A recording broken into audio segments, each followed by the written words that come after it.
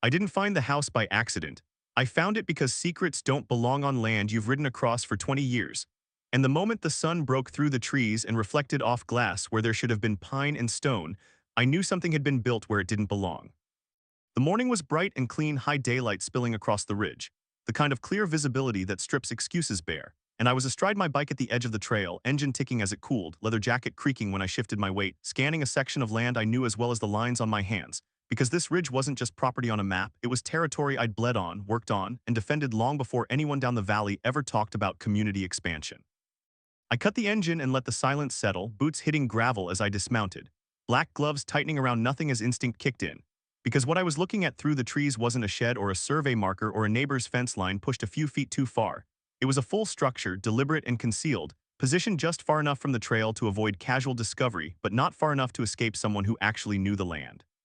I stepped closer, chain at my neck catching the light as I pushed past branches, and the house revealed itself piece by piece like a lie, losing confidence, fresh lumber, clean cuts, modern windows, a deck that hadn't yet weathered a single season. All of it sitting squarely on my land as if ownership were something you could manifest by pouring concrete and hoping no one noticed. I didn't shout or touch anything, because shock is useless and anger is loud, and both give cover to people who plan ahead. So instead I stood there in full daylight, breathing slow, eyes moving, cataloging details the way you do when you've learned that the truth survives best when it's recorded, not argued.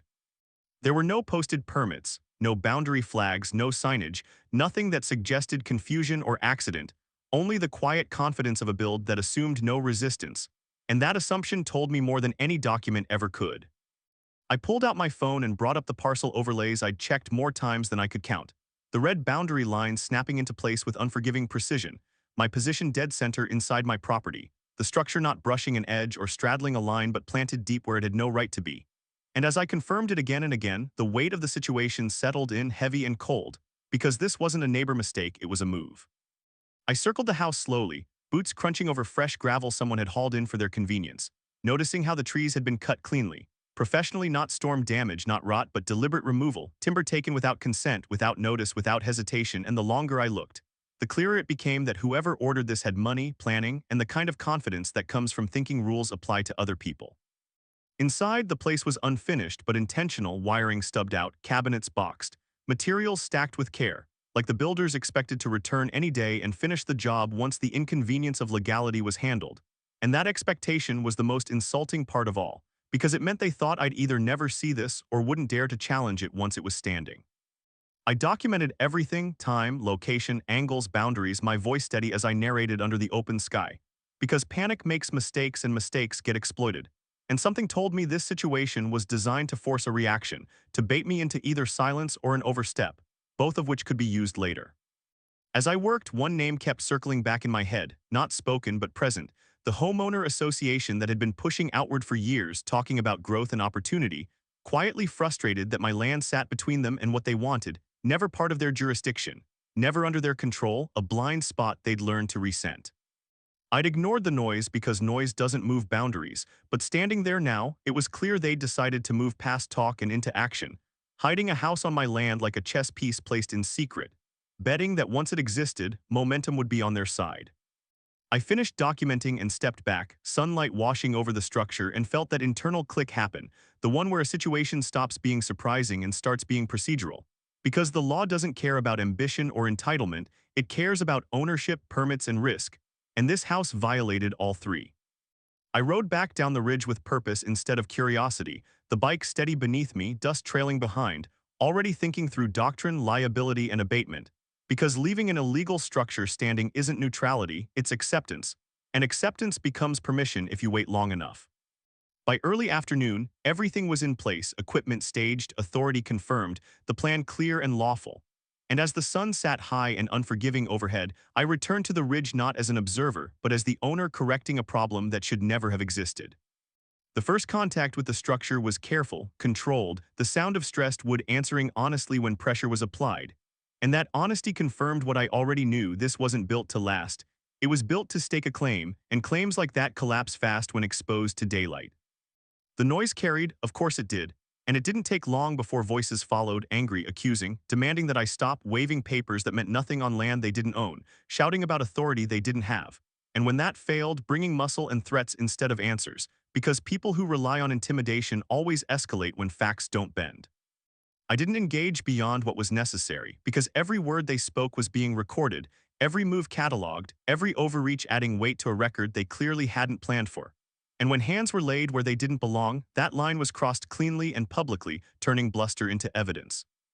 By the time law enforcement arrived under the same relentless daylight, the scene told its own story: who built, who trespassed, who initiated, and who tried to rewrite reality once caught. And although work was paused at their request, the direction of this conflict was already set. That evening, as the ridge cooled and the sun dipped, I knew this wasn't over, because people who hide houses don't back down quietly when they're exposed, they look for revenge.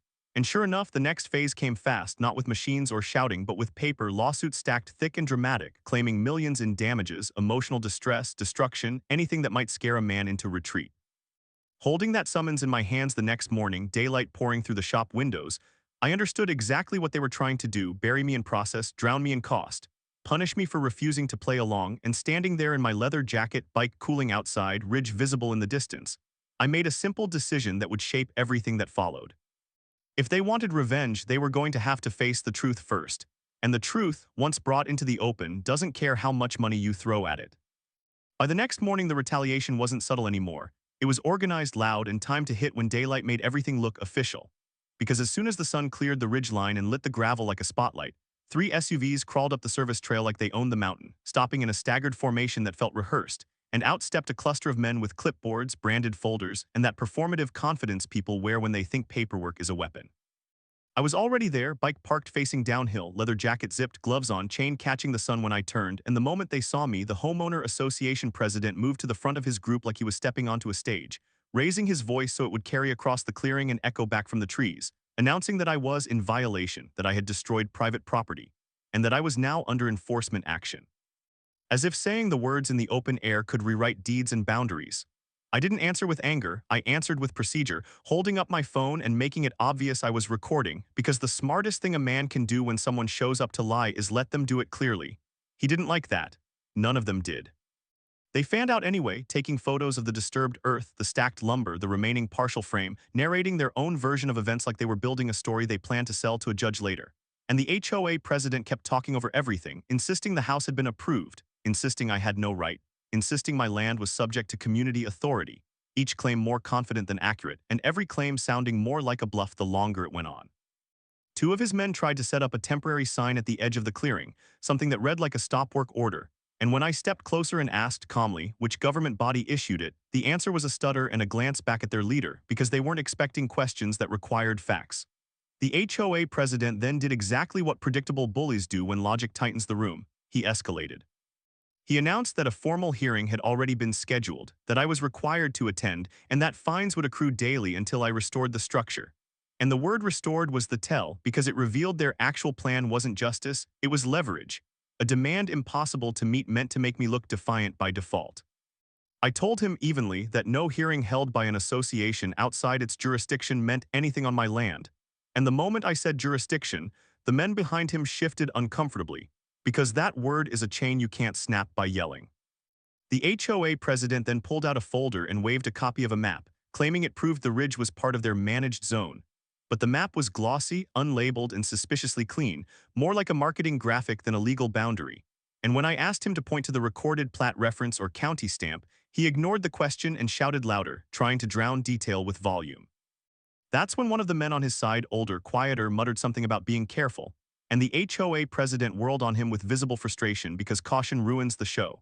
He turned back to me and declared he would freeze my access, that he'd contact agencies, insurance, lenders, and any authority available, and the phrase "any authority available" confirmed exactly what this was: not enforcement, but harassment dressed as governance. I didn't threaten him. I didn't step into his space.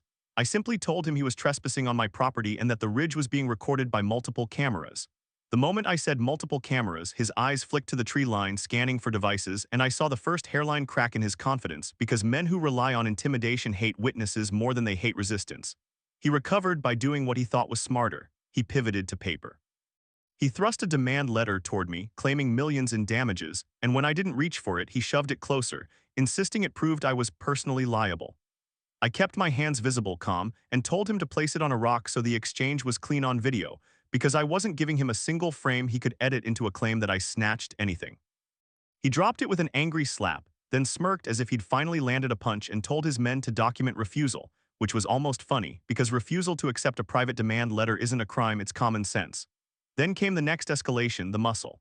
Two men who hadn't spoken yet stepped forward, shoulders squared, trying to crowd the space the way aggressive men do when they think physical proximity can substitute for legitimacy. The HOA president didn't tell them to back off. He watched pleased because his strategy had shifted from convince to pressure. I took one step back, not from fear but to keep distance clear on camera, and told them again to leave my property. One of them laughed and said something about taking what's ours, and that single phrase was the second tell because it revealed the mindset behind the build. They had already decided ownership was negotiable. I didn't negotiate. I told them in a voice that stayed level that if they touched me, the situation would change instantly, and in the open daylight with cameras running, they hesitated just long enough for the HOA president to bark at them to hold position, as if he were commanding security at a concert. It didn't matter. The damage was done. Their intent was visible. Their posture was visible. Their overreach was visible. They stayed another half hour, photographing, measuring, placing their fake order sign, talking about hearings and fines and liens. And each minute they stayed only sharpened what I would later describe as a coordinated attempt to create the appearance of authority on land they did not control. When they finally left, the HOA president made sure to shout a final warning over his shoulder, something about consequences and revenge. And when he said revenge, he sounded less like an administrator and more like a man who just lost a bet and wanted to punish someone for it.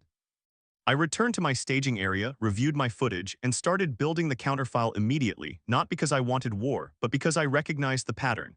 The next move would be a flood of complaints, the kind designed to drag multiple agencies into my life, to create a cloud, to make me spend time and money proving negatives. And right on schedule before noon, a county vehicle rolled up the trail with an inspector who introduced himself with professional caution and said he'd received a complaint about unsafe demolition activity and unpermitted work. The exact language the HOA president had shouted earlier, which meant the complaint was filed fast and likely filed with embellishments. I didn't argue with the inspector either. I handed him my parcel overlays, showed him the coordinates, pointed out the absence of any permits posted on the structure because none existed, and walked him through the risk factors I'd documented before touching a single beam. The inspector took notes, asked sharp questions, and by the time he finished, his tone had changed from suspicion to something closer to irritation at being used. He told me he couldn't approve continued demolition until the complaint was reviewed, but he also told me quietly that the association's jurisdiction claims didn't match county maps, and that if they'd built here knowingly, they were the ones with the problem, not me. That was a partial win, but it didn't feel like one because I could already see the next wave forming. By mid-afternoon, my phone lit with an insurance inquiry. An hour later, another call, this one from a different office asking about liability exposure. By sunset, I had 3 emails from separate departments referencing reports, claims, pending review, the bureaucratic smokescreen that never proves guilt but always drains time. And in that moment, standing under a sky still bright enough to see the ridge in crisp detail, I understood the escalation wasn't going to be one dramatic confrontation. It was going to be a sustained campaign, a revenge strategy built on exhausting me with process. And as I picked up the demand letter from the rock and read the numbers one more time, I realized something else too. They weren't just trying to punish me for demolishing their secret house.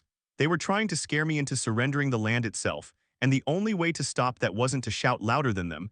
It was to prove on paper and on record that the secret they hid on my property wasn't just illegal, it was planned. The crisis didn't explode all at once. It tightened slowly, like a noose pulled by people who believed pressure was more effective than truth. And within days of the HOA's staged enforcement visit, the revenge campaign shifted from noisy intimidation to something far more dangerous: coordinated isolation. The daylight never changed, the ridge stayed bright and exposed, but everything around me began to feel boxed in as calls came in from places that didn't usually call. Lenders asking for clarification, insurers requesting statements, contractors hesitating to return messages, each one referencing pending disputes without ever saying who planted the seed, because the Homeowner Association didn't need to shout anymore. They'd learned it was more efficient to whisper into the right systems.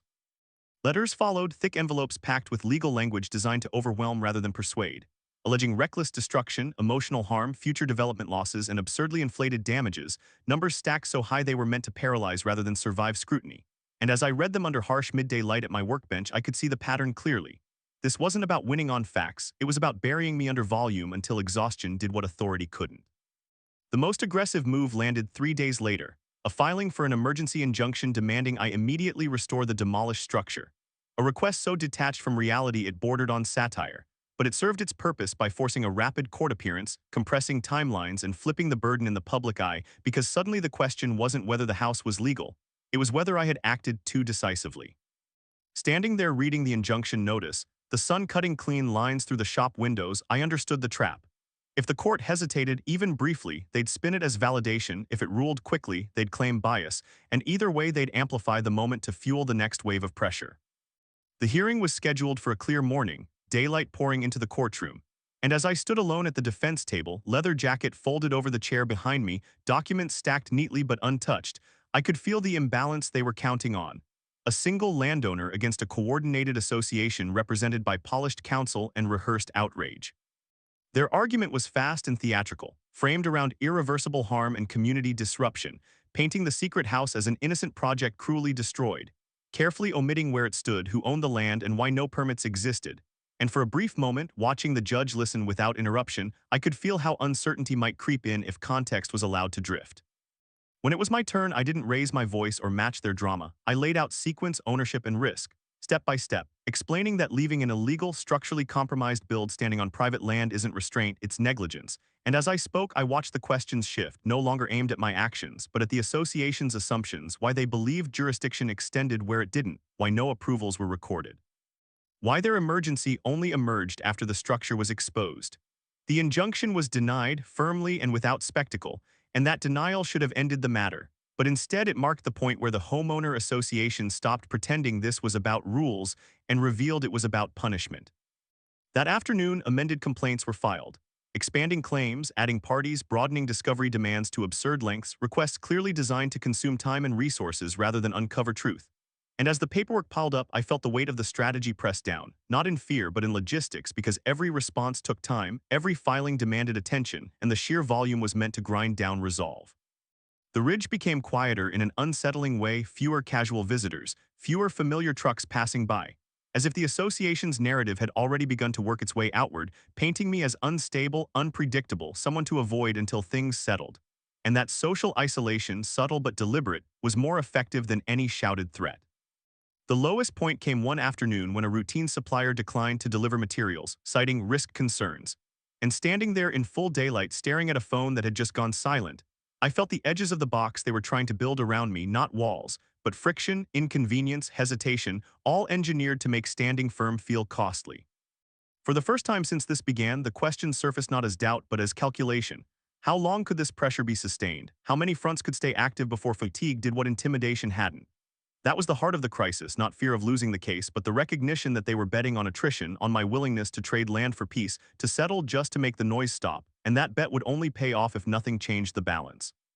The final escalation of that phase came with a second legal action, filed in a different venue, overlapping claims designed to create confusion and force parallel responses, a move so transparent it almost felt desperate. And reading it, I understood the crisis had peaked. Every weapon they had was now on the table, every lever pulled, every system nudged. Standing on the ridge that evening, sun still high, the cleared ground where the secret house once stood visible and honest, I felt the pressure crest and settle, not breaking me, but clarifying the next step, because reacting to every new attack would only feed their strategy. The only way forward was to flip the script entirely, to stop defending against noise and instead expose the one thing they couldn't afford to have seen, the proof that this wasn't an accident or an overreach, but a coordinated plan conceived long before a single board was cut. And as that realization locked into place, steady and undeniable, I knew the next move wouldn't be louder or faster. It would be precise, surgical, and devastating in a way no amount of revenge litigation could undo.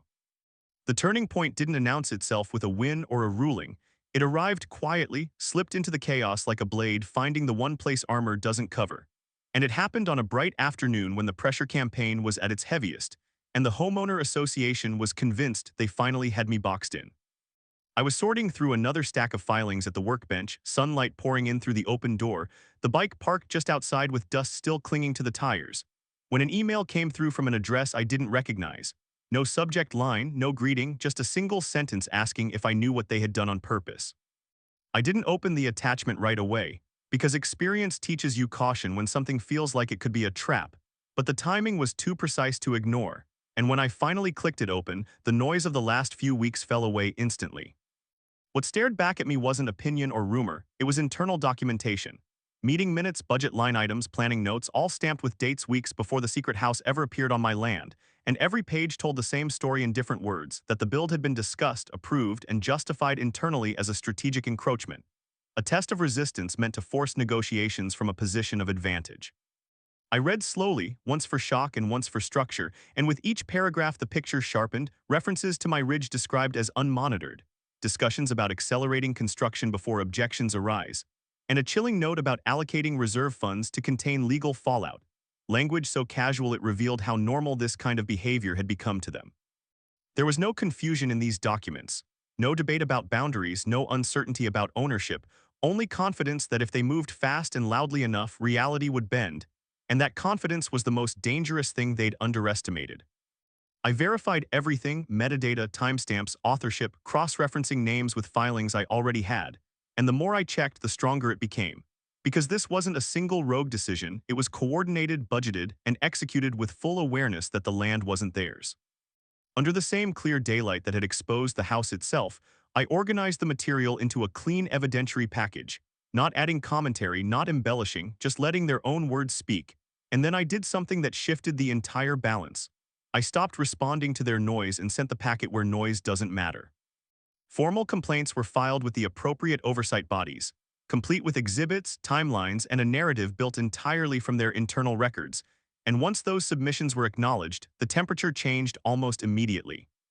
The lawsuits didn't vanish overnight, but the tone did. Emails that once dripped with threats suddenly asking for clarification. Motions slowed, deadlines extended, and the constant drumbeat of new filings tapered off as if someone had finally realized how exposed they were. Investigators began reaching out, not to me with suspicion, but with specific questions about authorization, funding, and jurisdiction. Questions that made it clear they were now looking at the association itself rather than the man who tore down the house. The most telling moment came when one of the association's attorneys requested a pause to review internal compliance matters. A phrase so carefully worded it might as well have been an admission, and reading it, I knew the secret they thought they'd buried had surfaced in the one place it couldn't be bullied away. Board members started resigning quietly, one at a time, notices issued without explanation, and emergency meetings were scheduled and canceled in rapid succession, the structure of authority wobbling as the consequences of intent began to land.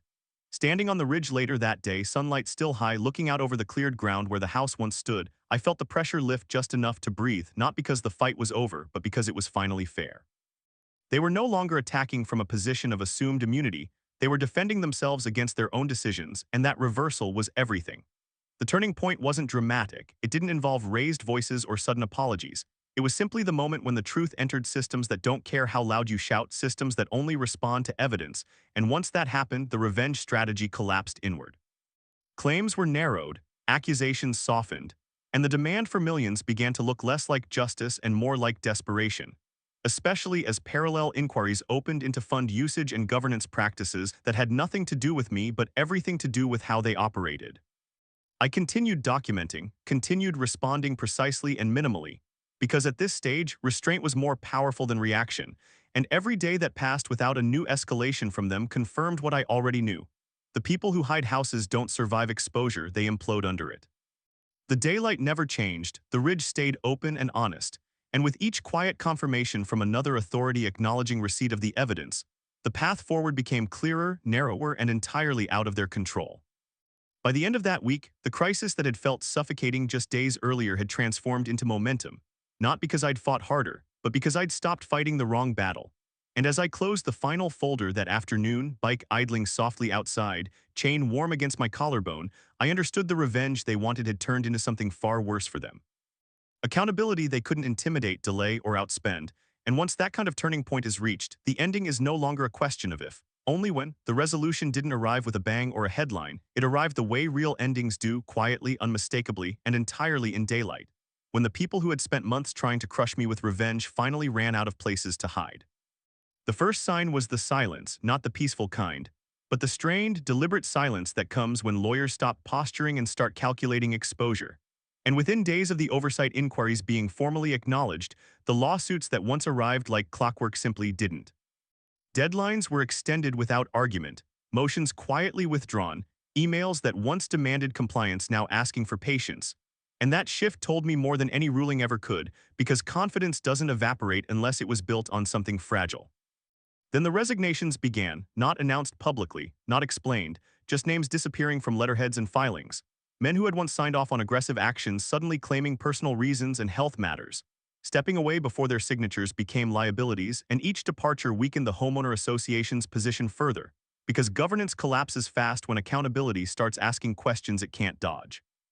The revenge narrative they'd pushed so hard unraveled next. Insurers closing files, agencies issuing brief notices of no action, lenders acknowledging the disputes had no bearing on ownership, each small confirmation snapping another thread of the web they'd spun around me, until the isolation they tried to create reversed direction and settled squarely on them.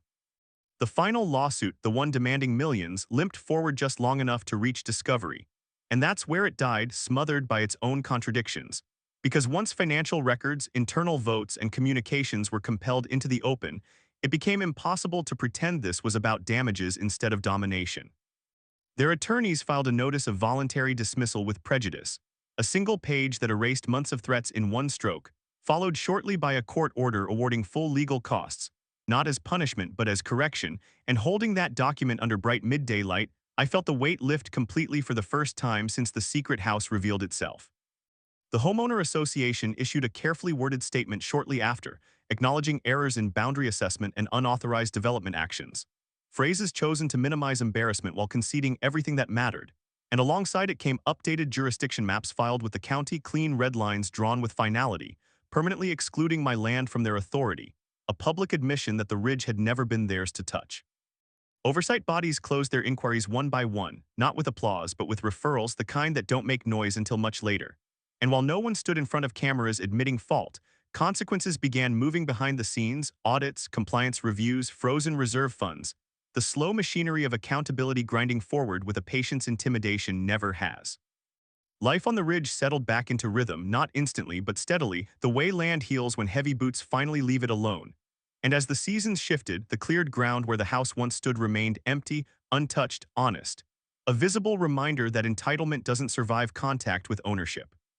Neighbors who had stayed quiet before began stopping by again, men who admitted they felt pressured, sidelined, or threatened by the same association. And hearing that confirmed what this fight had always been about, not just my land, but the assumption that no one would push back if the target stood alone.